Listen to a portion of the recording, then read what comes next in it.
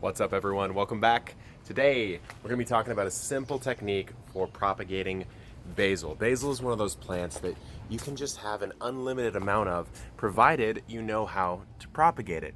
And so we're going to take this Genovese basil, basic, simple type of basil, although I do have some of my favorite varieties here. I've got lettuce leaf right there, and I also have a Thai basil right here. But today we're going to take Genovese, walk you through the most dirt simple, high success rate propagation process that I personally know, and I can talk about a couple other ones as well. All right, stay tuned.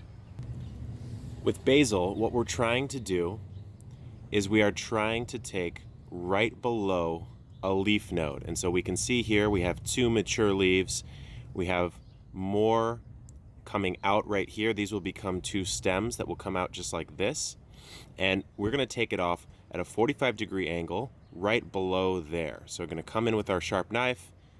We've come in, we've cut this, and now we're good to go. But what we need to do is, if we were to put this as it stands right now into some sort of rock wool or water or however we're going to propagate it, it would have a hard time because the plant's going to need to support this leaf, these leaves, and everything up here.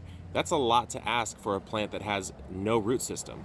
And so we're going to come through and chop off this right side here as well as this left side here.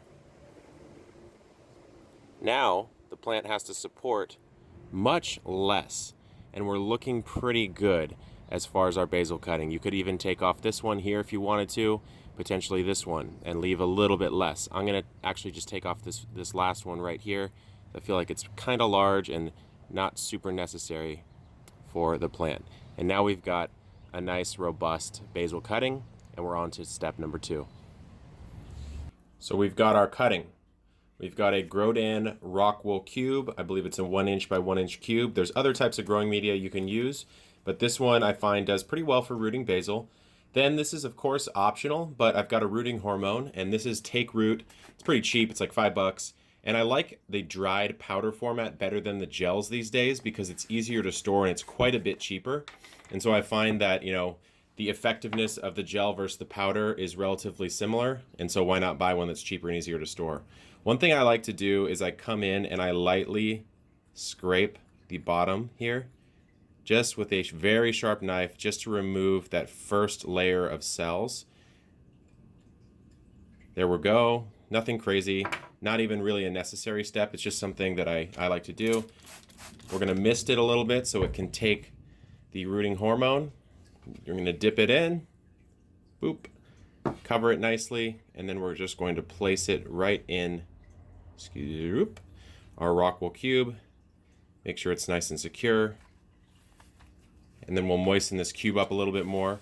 And I find a lot of people will say you need to properly pH your rock wool cube. I honestly find for cloning basil, it's not that necessary. And you're going to be just fine in a situation like this. Now, as far as making sure you give this a good shot at succeeding and actually propagating, I like to put it in a 10 by 20 tray. And of course, in a normal situation, I'd have many more cuttings over here.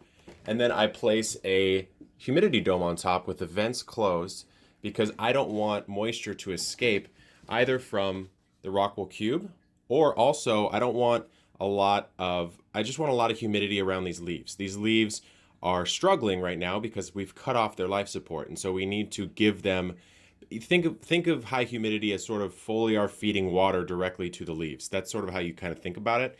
And we're going to leave that in there. And what we're looking for roots to start popping out of the bottom. Now I'm going to show you the example of a basil cutting I've taken that has already gotten to that part of the process. So here we have a basil cutting I took a while ago that I'm growing in this cool little hydroponic system called the EcoCube Air. Now let me just show you what you're looking for. We can see really strong, healthy root development. There's a piece of hydroton caught in there. I have a guide on using these clay pebbles, by the way, if you want to check that out. But you can see really strong white root development coming out of the bottom here. And that's what you're looking for.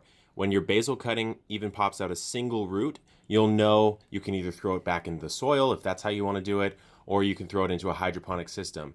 You can just leave the rock wool cube in the soil if you want to, or you can use maybe a more biodegradable growing medium like a rapid rooter starter plug or something like that, like a coconut coir peat plug.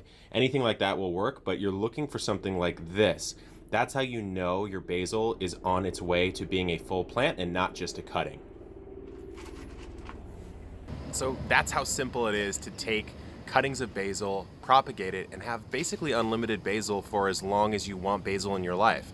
Now what I like to do is I like to prune basil so it grows nice and bushy. And if you want, if you check up in this corner right up here, I have a video on pruning basil so it effectively grows into these absolutely massive bushes that can get a little out of control, but really prevents flavor degradation, because as soon as the basil starts flowering, it's going to degrade the flavor of the leaves, and also just preserves and creates more leafy green growth, which is what we grow the basil for, right? So I have a video on that, but what I like to do, every basil plant is gonna come to the end of its life at some point in time, even if you're pruning it like crazy and really trying to maximize its lifespan. So what I like to do is sometimes when I'm pruning, I'm taking a cutting and I'm propagating the next generation of basil. And you can do this with any type of basil. You've got the sweet Genovese right here.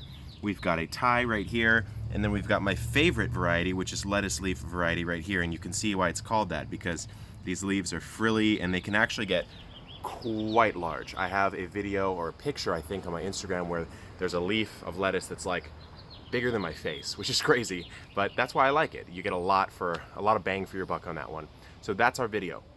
If you have any questions about basil, other herbs, if you'd like to see more propagation techniques, definitely let me know in the comments down below. Till next time, everyone, good luck in the garden, keep growing, and I will see you on the next video. Peace.